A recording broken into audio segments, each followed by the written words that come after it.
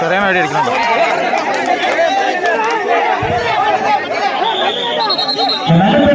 தண்ணி அதிகமா வருது.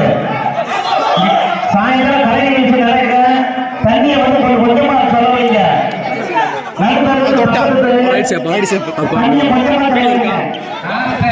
சூர்யா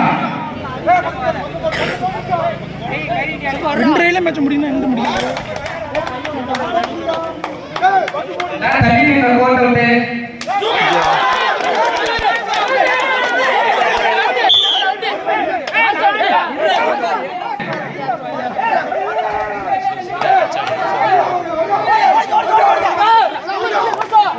போட மாட்டான்டா.